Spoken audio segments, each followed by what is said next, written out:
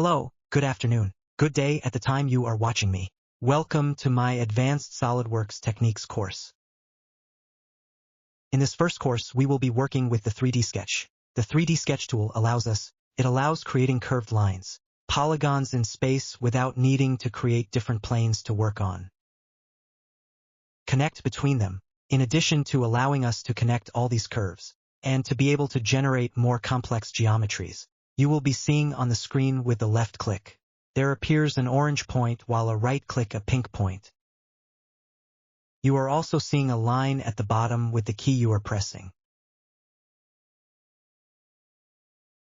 We start the 3D sketch tool directly in the Sketch tab. Below we have the sketch.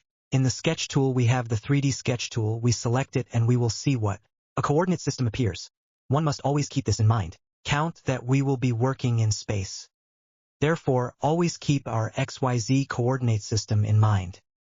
Well, the moment we start a line or any other operation, we will see that the coordinate system appears, and additionally, those letters X are added to our cursor. It seems like XY tells us we will be drawing on the XY plane.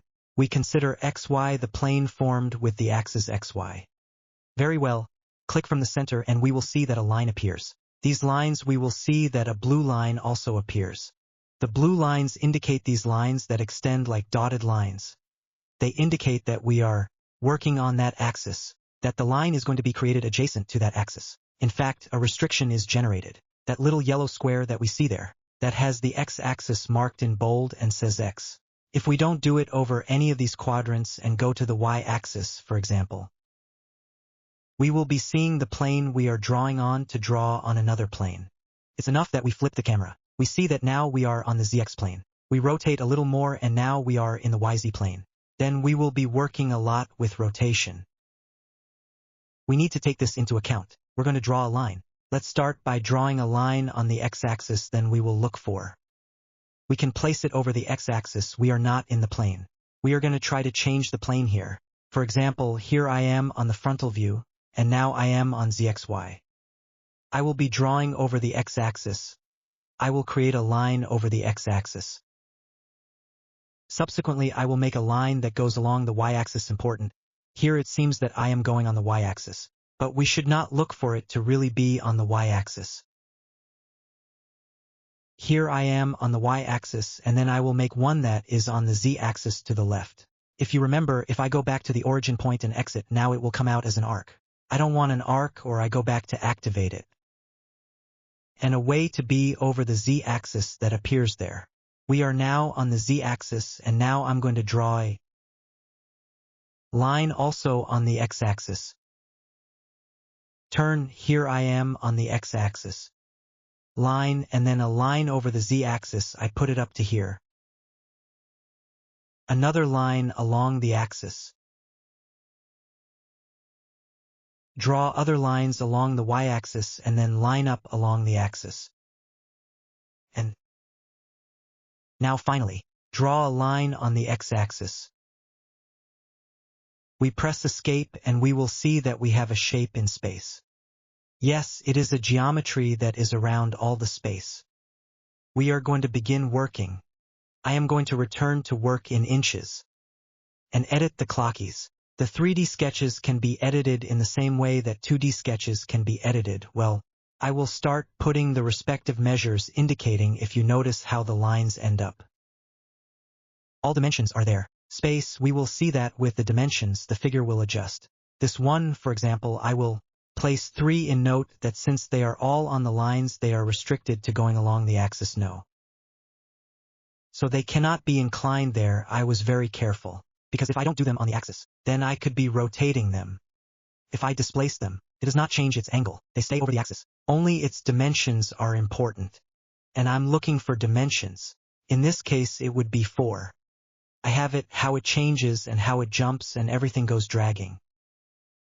It would be 2, 5. The other side would have this as 3. This one would have 6 in. This line is 3 inches. 3. Well, I would create this line of 2.5 in. In addition, this one would be 4.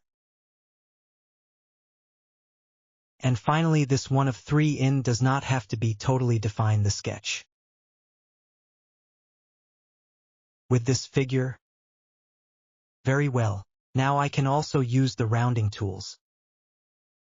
For example, rounding sketches. In this case, I am going to create a rounding of 1/2 inch and we will see that I can select the vertex.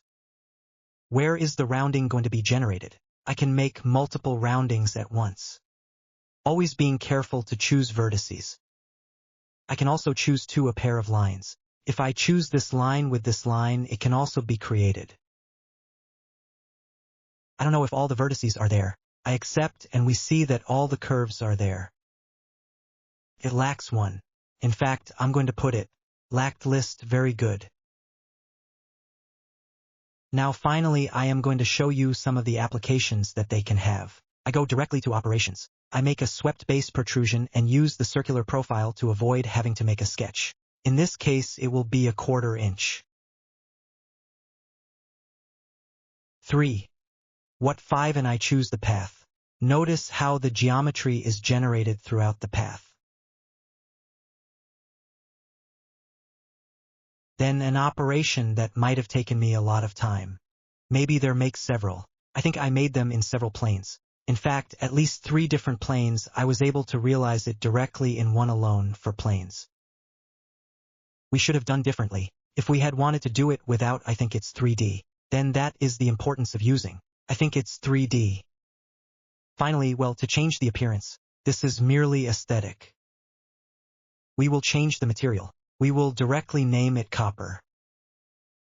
Visualize it with the real view graphics so you can see. Much better. So this is the first class. We would be having several classes in this advanced techniques course. Support the channel. I have the YouTube channel and well, you are in the patio. Thank you very much.